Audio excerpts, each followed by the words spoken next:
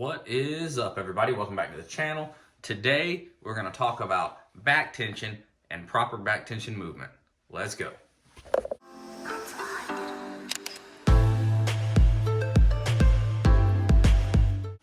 All right, like I said, I'm going to explain proper back tension movement. This is a very convoluted topic, so I'm going to try to break it down as quickly and easily as I can. The first thing I'm going to say is all of this is dictated on whether or not your bow is set up properly for you.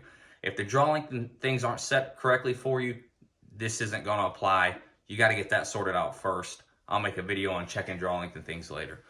So let's assume everything's already set up properly for you and you're just trying to execute your shot.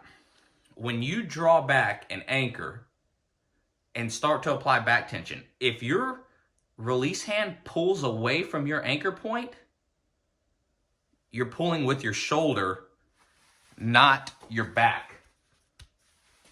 And that's not good. One, that's not back tension. And two, long-term use of that will hurt your shoulder.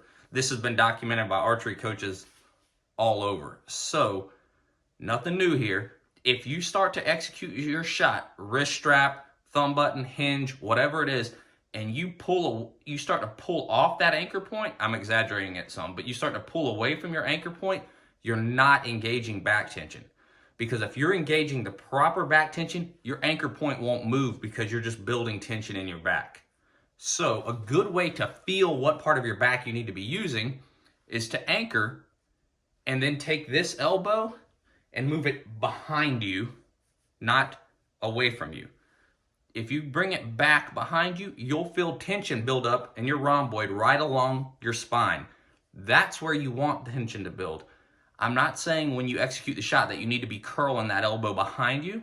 That's not what I'm saying. We're doing this just to feel where the tension needs to be built so you can learn to isolate it. Get there, start to build tension with your back until the shot goes off. You may have to adjust the trigger tension if it's a thumb button or index finger. Your hinge, you may have to adjust your click and fire moon to get it to go off when you want it to. But when you draw back and anchor, if you start to apply back tension and your anchor point moves away from your face, you're not using back tension. I'm going to show you here. So this is not back tension. This was back tension. My hand never came off of my anchor point. I'm building tension in my back, and that is creating a slow, steady movement and a slow, steady increase in tension until the shot breaks.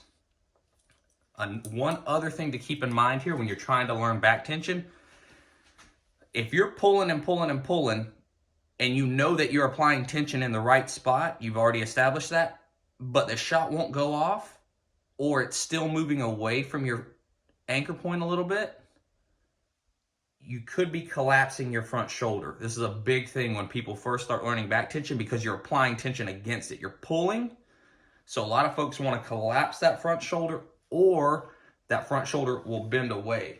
I don't know if I can show you guys. So collapse up here, or the front shoulder will collapse behind them. So when you're learning back tension, once you know that you've isolated your back and know how to build tension there, if you're still having issues getting your shot to fire or still having issues where your anchor wants to float away, check that front shoulder. Make sure you're keeping it down and engaged. If you have to, engage that lat on that front side to pull it down. You'll learn these things. It's not going to come right away.